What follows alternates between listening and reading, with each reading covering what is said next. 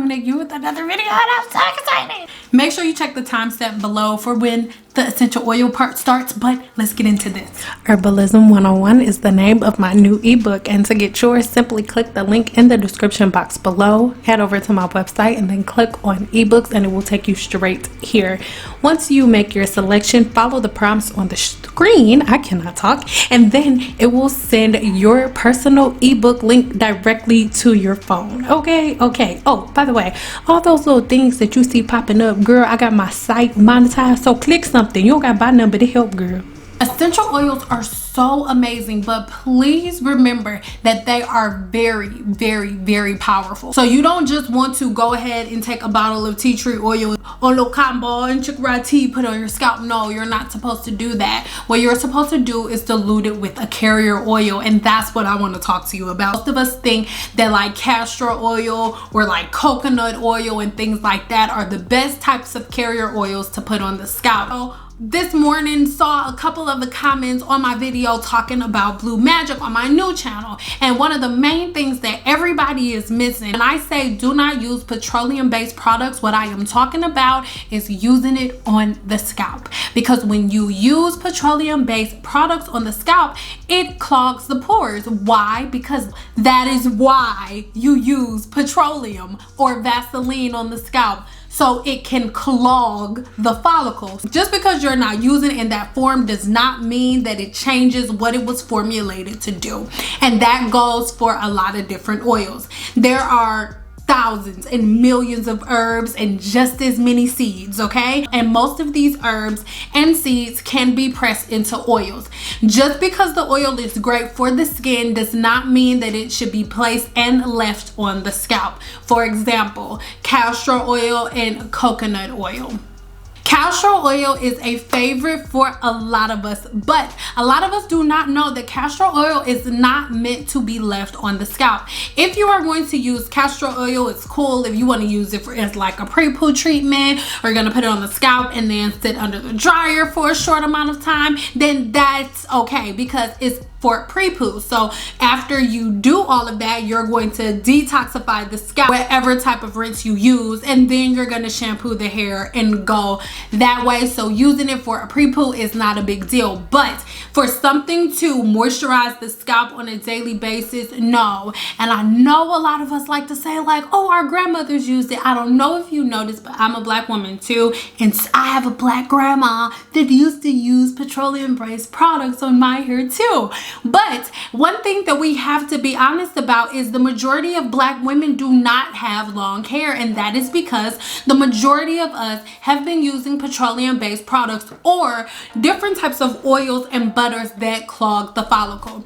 I love castor oil too, but castor oil is one of those oils that you should put in the retention category. You have two categories when it comes to essential oils or just oils and butters in general. You have the first category, which is the category of oils and butters that are meant to stimulate the hair follicle, not sitting on the hair follicle, but they're meant to stimulate the hair follicle by going into the hair follicle and doing this thing, you know what I'm saying, is stimulating blood flow and blood circulation, which in return maximizes hair growth. And then you have the second category that is for retention, okay? So like I said, once you grow the hair, you want to keep it, right? You have a certain group of oils and butters that are meant for retention, holding on to the length that you have.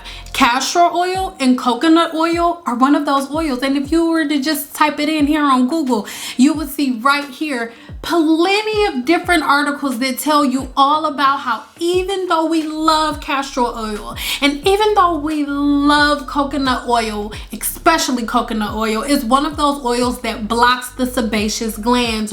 What is the sebaceous gland? The sebaceous gland is the gland inside of the follicle that is responsible for your hair's natural oil and natural sheen. The sebum goes down your hair and makes sure that your hair is naturally shiny and bouncy and full of life. But if we are blocking the follicle with oils that are not meant to go directly on the scalp, then we cannot accomplish these things. It's just just as simple as that, my loves.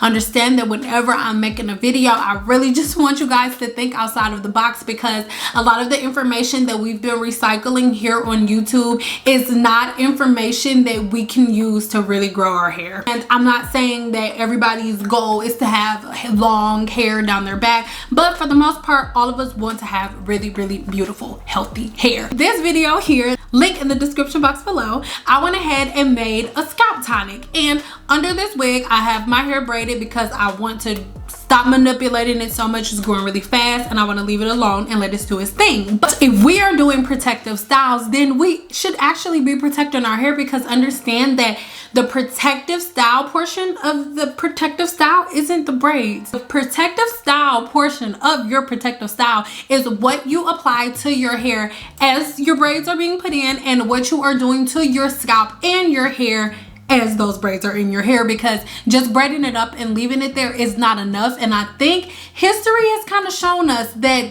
that's true, because after we take our braids out, sometimes we are good if we followed the right procedures, but a lot of times our hair is falling out a lot and it didn't grow at all. It's actually really broken, because in that protective state, all you did was freeze your hair at the mismanaged stage that it was in. Okay, hear me out. I know a lot of people are gonna be like, she's crazy, she don't know what she's talking about. I just want you to know about olive oil. Yes, the olive oil that you have in your house.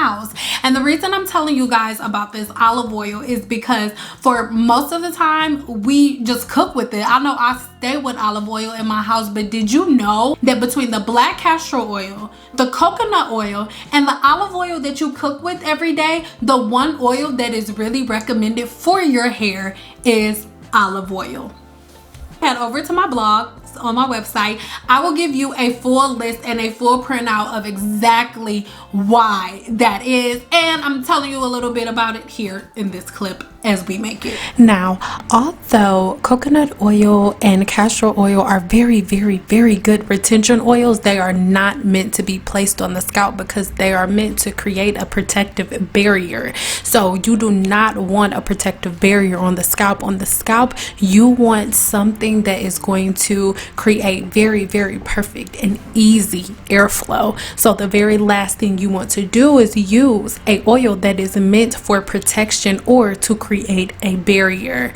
Okay, olive oil is one of those oils that is meant to penetrate, and it has so many amazing qualities. Make sure you download a copy of my ebook to understand herbalism a little more.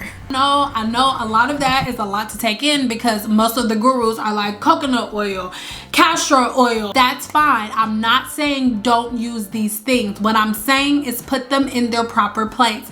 I'm not saying throw away your blue magic. What I'm saying is stop putting blue magic on your scalp. You don't want to let your blue magic go. That is okay. Do not use the blue magic on your scalp, because it will block the follicle. It's petroleum. That's what it was formulated to do. What you are supposed to do is use blue magic for length retention. So for the women who it works for, it's because you've been using it properly. My hat off to you, even though I don't have on one. Okay, you guys? Let's stop being angry about hair products.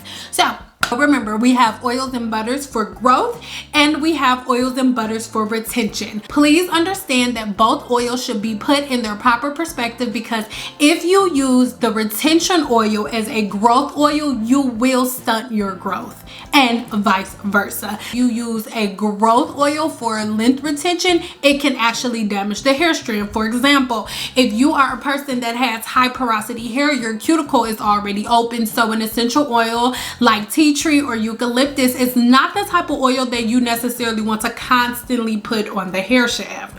On the hair, sorry. That is the type of oil you want to put on your scalp, because tea tree, eucalyptus, things of that nature, peppermint oil are the types of oils that go on your scalp that penetrate and stimulate for hair growth. But if we're talking about something like castor oil really shouldn't even be mixed as a carrier oil, because it blocks the follicle. So you'll use tea tree oil or eucalyptus, which is meant to open, which is meant to penetrate the follicle and go within, and then you combine it with castor oil, which is kind of sort of meant to create a barrier or surface over the cuticle. You put that on the scalp and you see no results, okay? So I really hope that makes sense, you guys. Like I said earlier in the video, make sure you go ahead and download that new ebook that I have for you. This ebook is going to be so amazing because so many of you have been hitting me up asking me about herbalism and how do you get started in herbalism. So